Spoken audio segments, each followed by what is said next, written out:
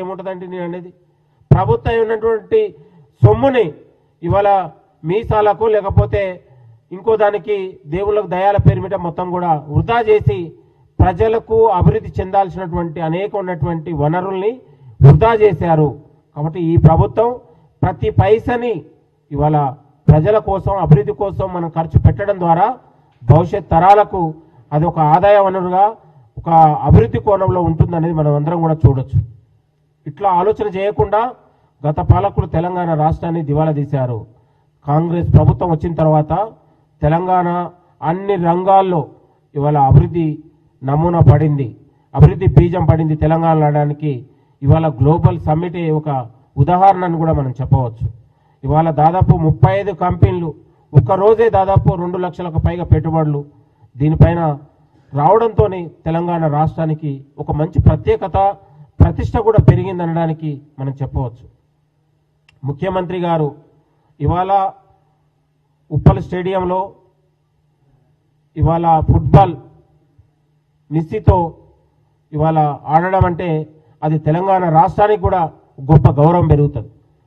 అతనికి దాదాపు ఇవాళ ఫుట్బాల్ ప్లేయర్కి దాదాపు 50 కోట్ల ఫాలోవర్ ఉంది. అతనికి ఒక చిన్న మెసేజ్ పెడితే 50 ప్రపంచంలో అత్యంత ప్రఖ్యాతిగాంచినటువంటి మెస్సీతో ఇవాళ ముఖ్యమంత్రి గారు ఫుట్బాల్ వాడడం అంటే అది తెలంగాణ రాష్ట్రానికి గొప్ప పేరు ప్రతిష్ట అని కూడా ఈ సందర్భంగా మనం చెప్పవచ్చు. కాబట్టి అలాంటి గేమ్కు ఈరోజు రాహుల్ గాంధీ లాంటి ఒక నాయకుడు జాతీయ నాయకులు రావడం అంటే కూడా అదొక గొప్ప స్ఫూర్తిదాయకంగా మనందరం కూడా చూడొచ్చు.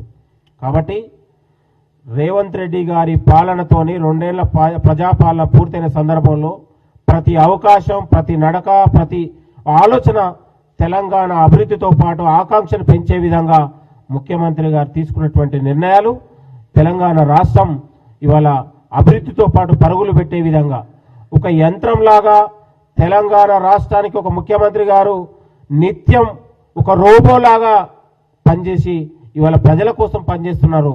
మనందరం చూస్తే గతంలో ఇవాళ ముఖ్యమంత్రి అనేవాళ్ళు బయటికి వస్తే రావడం కూడా గతంలో కేసీఆర్ హయాంలో ఉన్నప్పుడు ముఖ్యమంత్రి కూడా బయటికి వస్తే ఒక న్యూస్, ఆయన ఫామ్ హౌస్ ఉంటే ఒక న్యూస్, అంటే ప్రజలకు దూరంగా పాలించారు.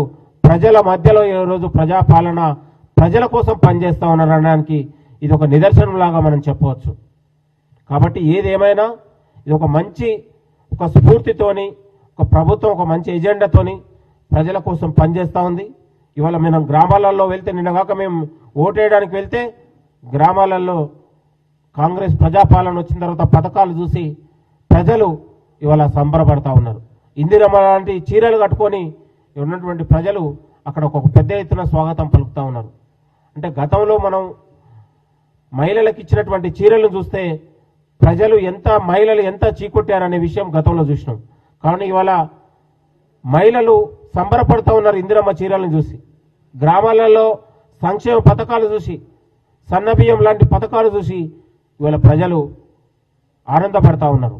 ఇంతకంటే గొప్ప విషయం వేరేది కాదని కూడా మనం చెప్పవచ్చు.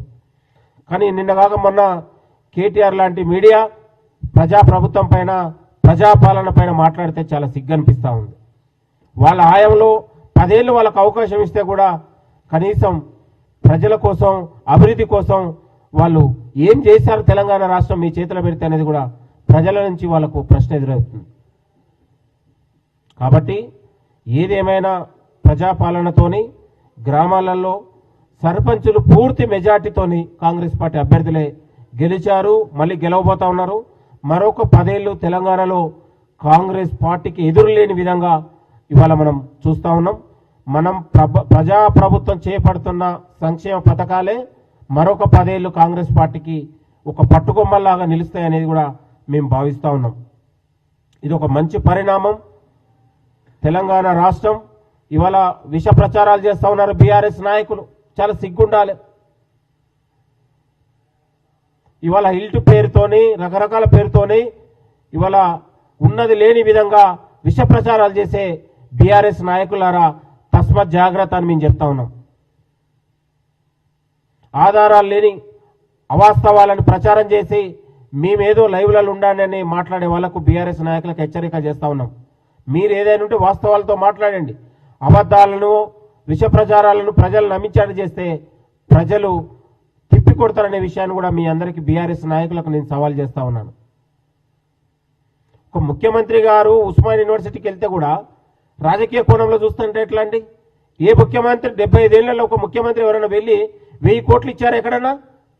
కనీసం ఒక 1000 కోట్లు ఇస్తే ఉస్మాన్ యూనివర్సిటీ వాళ్ళు ఎంత అభివృద్ధి చెందుతుందండి? దానిపైన కూడా బీఆర్ఎస్ నాయకులు స్వాగతించారా? అక్కడ చదువుకున్నటువంటి పూర్వ విద్యార్థులు ఎవడన్నా మాట్లాడాడు దీని మీద? ఎమ్మెల్యేలు రావాలంటేనే ఆర్ట్స్ కళాశాల దగ్గరికి ఉచ్చలబడ్డాయి ఒక్కొక్కరికి గతంలో. ఇవాళ ఒక ముఖ్యమంత్రి 2 సార్లు వెళ్ళి విద్యార్థులతోని ప్రొఫెసర్లతోని అన్ని వర్గాలతో ఆడ కూర్చొని మాట్లాడాడు. అది తెలంగాణ అభివృద్ధికి, యూనివర్సిటీ అభివృద్ధికి పెద్ద ఎత్తున దోహదపడతా ఉంది, అభివృద్ధి చెందుతా ఉంది. 1000 కోట్లు ఇవ్వడం అంటే ఒక యూనివర్సిటీకి మామూలు అంశం కాదు.